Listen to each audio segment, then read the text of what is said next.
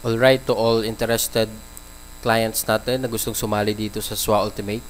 So I am here to discuss right now on how you can join our business online. So first, kung kailan mo makuha is yung website link ng referrer mo, kung sino nag-share ng website sa'yo or kung sino nag-share ng SWA Ultimate sa'yo. So first step mong gagawin is to click register button dito sa taas. So before clicking the register, dapat tama din yung username ng referrer mo bago ka mag-proceed para dito i-process yung payment mo.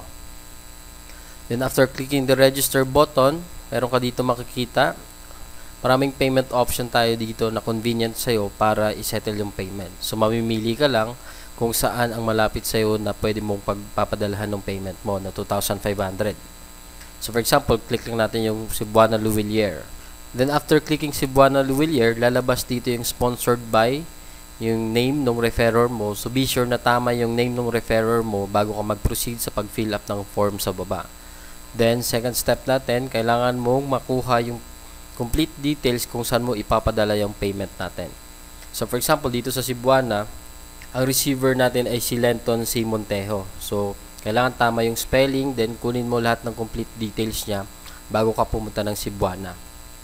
Then after mo makuha yung details, then na-settle mo yung payment, kailangan mo lang i-fill up yung form dito sa baba. So dito, amount paid. Second, payment date kung kailan ka nagbayad. Branch of deposit kung saang lugar ka nagbayad. Transaction reference number na ibibigay sa iyo ng Cebuana after mo ma-settle yung payment. Then dito sa desired username, yung gusto mong username para malagay sa website mo. Personal username mo yan, mamimili ka lang. Then first name mo, yung full name. Then dito sa email address, dapat tama yung email address na ilalagay mo wherein active email address na nabubuksan mo. Then lagay mo rin yung contact number mo, then you have to create password. Then after that, you will proceed to step 2. Then dito sa step 2, kailangan mo lang sagutan yung tatlong security questions. Then after mo masagutan yung tatlong security questions, kailangan mo lang mag-agree sa terms and agreement natin. Then after that, proceed to submit ka na ng payment mo or submit mo na yung form na to. Then after you submit the form, wait until 24 hours or less, or maybe after mo ma-settle yung payment mo, kontakin mo yung number ni Lenton Montejo dito sa taas. May number siya dyan, pwede mo siyang i-text o tawagan to confirm na nagbayad ka na sa Cebuana para mapabilis yung pag-activate ng account mo. So dito, marami tayong payment options, iba-iba yung receiver natin dito. So be sure na pag nakuha mo yung malapit sa'yo na payment options, kailangan tama din yung pagpapadalahan mo ng payment. For example, dito sa LBC and Palawan. So, dito sa LBC and Palawan natin, ang receiver naman natin is si Jason Villavicencio.